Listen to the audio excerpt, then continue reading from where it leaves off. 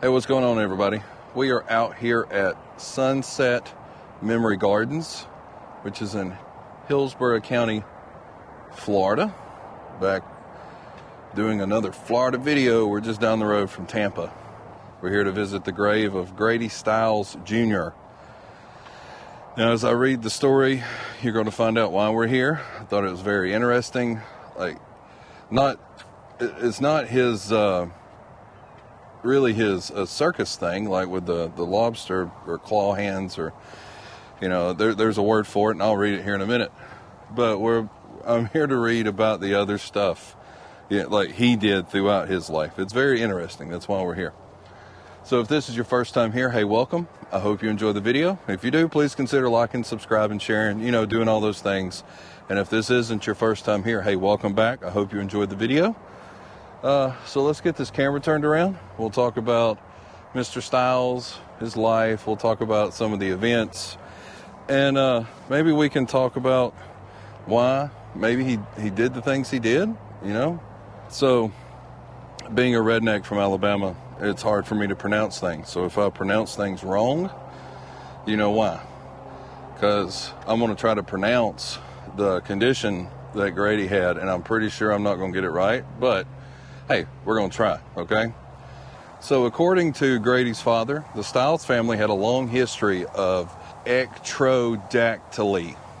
I'm pretty sure I got that wrong, but I'll put it down in the comments, or I'll put it down in the description so you can read it and try to, figure out how to say it. Or in the comments, just put down there like, hey, dummy, this is how you say it. And then just electro, kind of like mountain ball it. So it went all the way back to the 1840s with the family, right? Well, Grady Jr., his father, Sr., was the fourth child with him and his wife, Edna. Capitalizing on his deformity, Grady Stiles Sr. was a sideshow attraction and a traveling carnival. After Grady Jr. was born, he was folded into his father's sideshow at the age of 7. Stiles married twice and had 4 children, 2 of whom also had the same condition as him. Stiles and his 2 children toured together as the Lobster family. While not traveling with the carnival, the Stiles lived here in Florida, where many other carnival performers lived during the winter season. We're down here in November, so I would imagine there's probably quite a few, performers down here this time of year.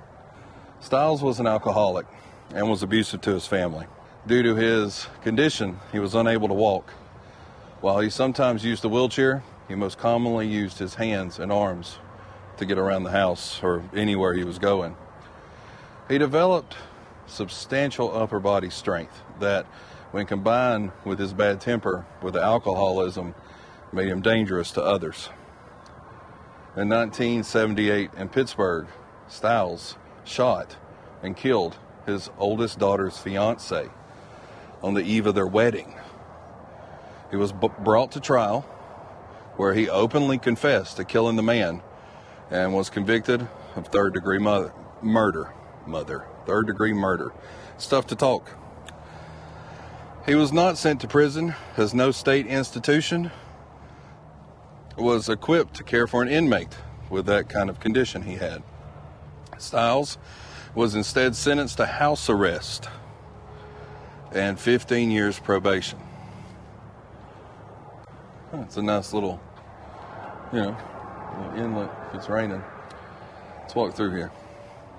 Stiles stopped drinking thereafter, and during this period remarried his first wife, Mary Teresa. Sorry, I'm getting a little distracted. However, he soon began drinking again, as that tends to happen, right? And his family claimed that he became even more abusive. And in 1992, Teresa, together with her son from a previous marriage, Harry Glenn Newsom Jr., hired a 17-year-old sideshow performer named Chris Wyatt to kill Stiles for $1,500. Wyatt was convicted of second-degree murder and sentenced to 27 years in prison. Harry Newman was given life in prison for his role as their mastermind, and Teresa was given 43 years in prison for conspiracy to commit murder. Stiles' son, Grady Stiles III, disputes the claim that Teresa had him murdered. According to him, his mother, Teresa, and father were arguing. Teresa had said something like, "Something needs to be done." Teresa's son overheard this and went to a neighbor and repeated those words. Shortly after this happened, as Stiles smoked a cigarette while watching television on the sofa, the neighbor entered his home with a semi-automatic pistol and shot him in the head twice. Stiles was reportedly widely disliked in his community, so much so that only 10 people came to his funeral, and nobody volunteered as a pallbearer to carry the coffin. So we walked by it on the way when I was doing the reading of all that, and I'll show you real quick, and we'll go ahead and we'll see the grave. So here's his dad, right there. There's Grady Sr., and there's his mom Edna, and then there's Junior, and there's Teresa. She's still alive. Junior, right there, and that's his mom Edna, and that's his dad Senior. So one more time, right there. So it makes you wonder, like, do you think he naturally, I don't understand addiction in the sense of, it feels like it could be an inherited trait. It could also be an adoptive trait, through trauma and stuff like that. So maybe some of the alcoholism and the anger, I would like to say, like, maybe would have come from being born, with that condition that he had. The other thing that I noticed when I pulled in, like, we were just at the what I call the circus graveyard not too long ago, but this one is the International Independent Showman Garden of Memories. And I noticed there was one other grave over here that I thought was kind of neat. I wanted to take a look at. So yeah, in the comments, what do you think? Like, maybe maybe he was born that way, right? Not with the condition, but as far as the abuse and the alcohol, or maybe it was maybe his father was like that, or it just sucks, man. Like, yeah, see, look, James R. Elliott. My seasons are over, but the show must go on. And you can see him there with the Ringling Brothers and Barnum and Bailey sign. He operated the train. There he is by the elephants. So yeah, we'll walk back up that way and talk a little bit. Like, if you made it this far in the video, thanks. I would really like to hear you guys, hear your input on this. Like, maybe the condition, like being thrown into, being a performer, almost like the freak show type of thing.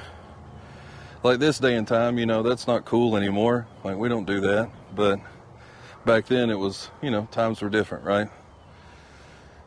I just can't, I don't know, it's tough to nail this one down. Like, yeah, he was angry.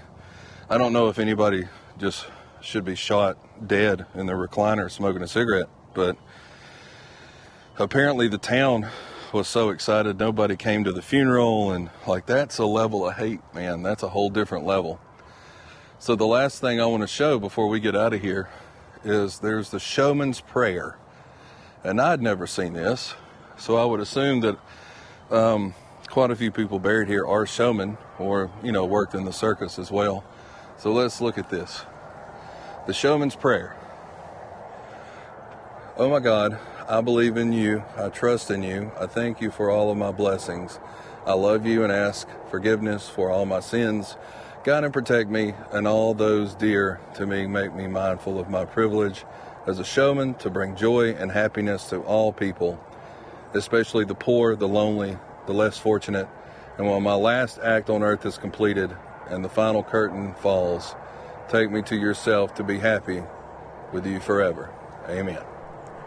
Pretty cool. So yeah, Grady Stiles Jr., also known as Lobster Boy.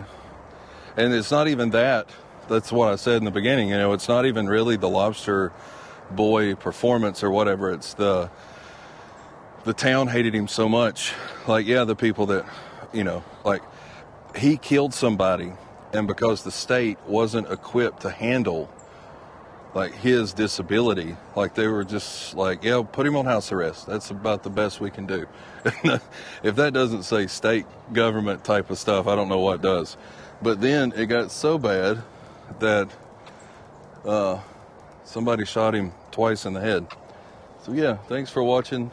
Here, let's go over here and do our thing that we normally do, right? So I really do appreciate it.